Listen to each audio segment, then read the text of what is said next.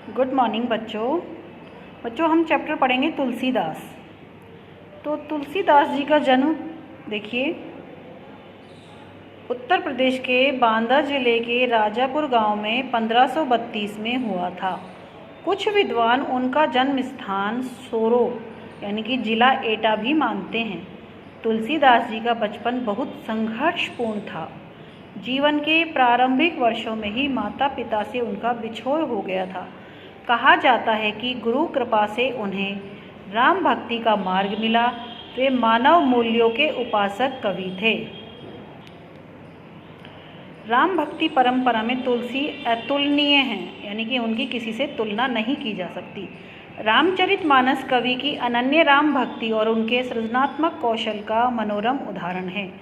उनके राम मानवीय मर्यादाओं और आदर्श के प्रतीक हैं, जिसके माध्यम से तुलसी ने नीति, स्नेह, शील, विनय, त्याग जैसे उदात्त आदर्श को प्रतिष्ठित किया है। तो देखिए ये क्या है तुलसीदास जी, ये जैसे सगुण भक्ति के यानी कि भक्त कवियों में सगुण भक्ति के कवि माने जाते हैं।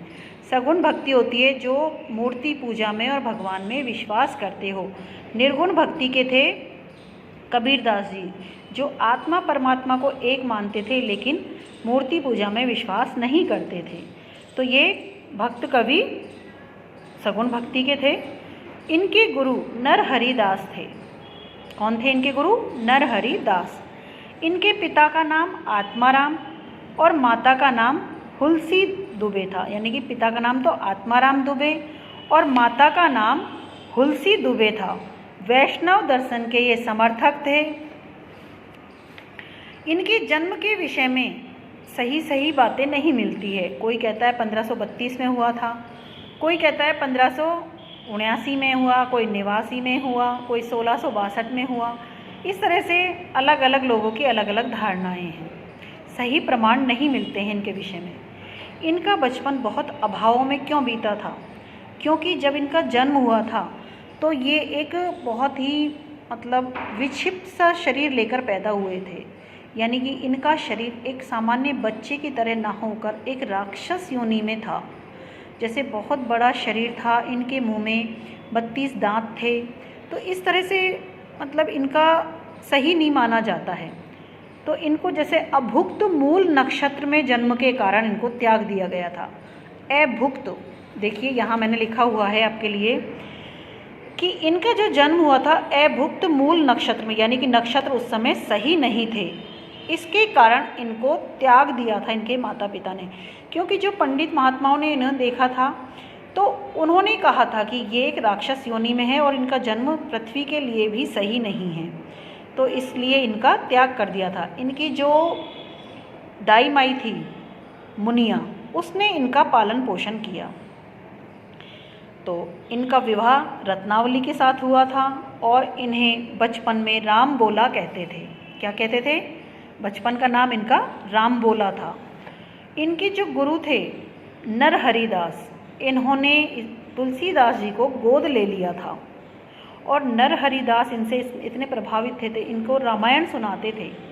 तो रामायण से तुलसीदास जी इतने प्रभावित हुए कि ये बार बार सुनने लगे और रामायण को सुनकर ही इनके मन में रामचरितमानस का ख्याल आया।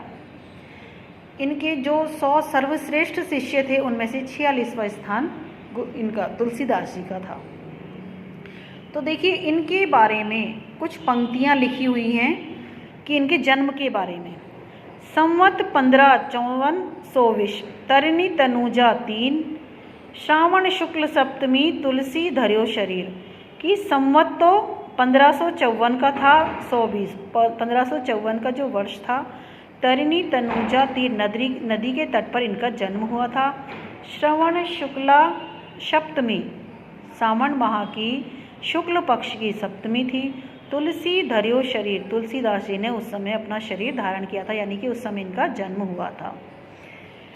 तो इनका जैसे इनको हिंदी में श्रेष्ठ कवियों में माना जाता है। जैसे संस्कृत में वाल्मीकि को और वेद व्यास जी को माना जाता है। देखिए हिंदी के श्रेष्ठ कवियों में तुलसीदास जी को माना जाता है, जैसे संस्कृत में वाल्मीकि जी और वेद व्यास जी को माना जाता है।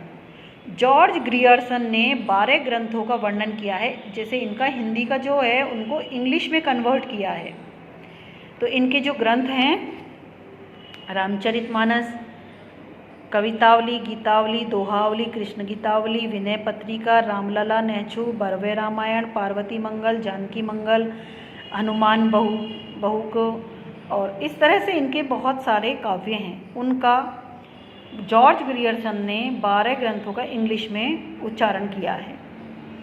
तो इस तरह से इनका जन्म, जैसे इनके जन्म के बारे में अलग अलग बातें हैं। तो इन्होंने जब रामचरितमानस की जब लिखना शुरू किया तो वाराणसी यानी कि जो बनारस के जो पंडित हैं वो इनसे बहुत जैसे चिढ़ने लगे थे, बहुत मतलब दुखी हो गए थे कि ये इतना बड़ा पंडित कैसे बन सकता है। तो उन्होंने इनके जो ग्रंथ थे रामचरितमानस उसको पानी में फेंक दिया कि अब इनका ये ग्रंथ नहीं छप सकता, और मतलब उन्होंने कहा कि इनको यहीं ख़त्म कर दिया जाए।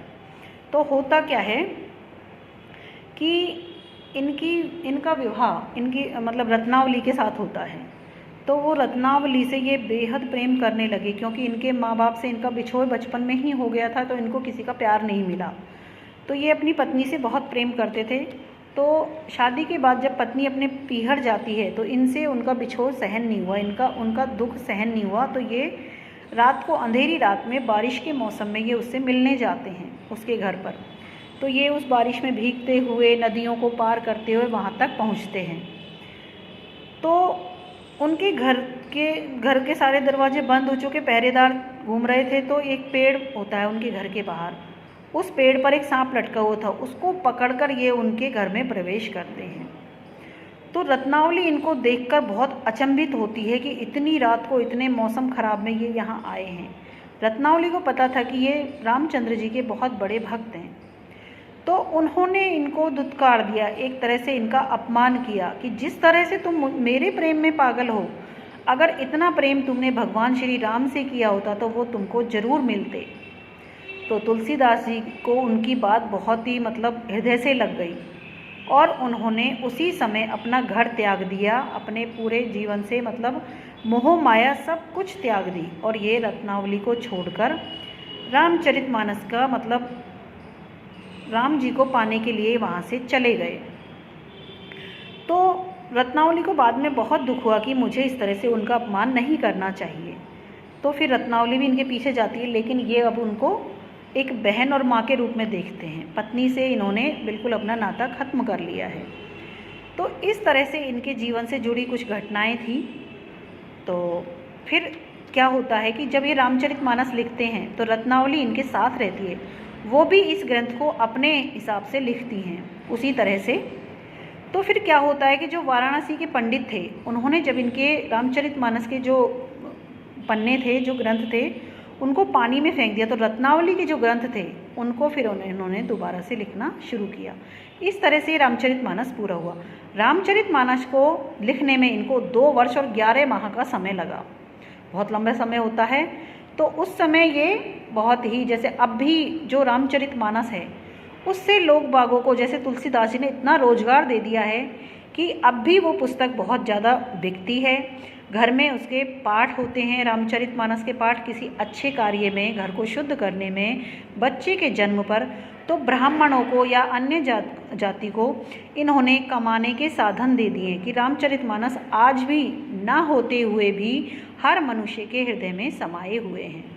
तो आगे देखिए, इनके अवधी और ब्रज दोनों भाषाओं पर उनका समान अधिकार था। रामचरितमानस को इन्होंने अवधी भाषा में लिखा है, और देखिए आगे जो कुछ ग्रंथ हैं उनको ब्रज भाषा में लिखा है। सन 1623 ईस्वी में इनका देहावसान हो गया काशी में इनकी मृत्यु हो गई। तुलसीदास ने रामचरितमानस की रचना अवधी में और विनय पत्रिका तथा कवितावली की रचना ब्रज भाषा में की थी। उस समय प्रचलित सभी काव्य रूपों को तुलसी की रचनाओं में देखा जा सकता है। रामचरितमानस का मुख्य छंद चौपाई तथा बीच बीच में दोहे, सोरठे, हरिगीतिका तथा अन्य छंद पिरोए गए हैं। विनय पत्रिका की रचना गेय पदों में हुई है। गेय पद यानी गाने वाले पद।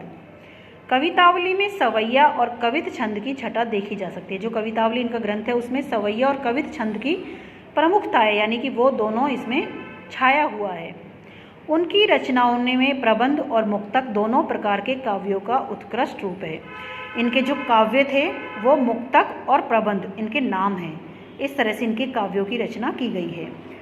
अब देखिए बच्चों, इसका पाठ का सार क्या है। यह अंश रामचरितमानस के बालकांड से लिया गया है। सीता स्वयंवर में राम द्वारा शिव धनुष भंग के बाद मुनि परशुराम को जब यह समाचार मिला तो वे क्रोधित होकर वहां आते हैं।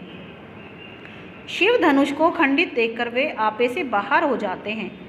राम के विनय और विश्वामित्र के समझाने पर तथा राम की शक्ति की परीक्षा लेकर अंततः उनका गुस्सा शांत होता है।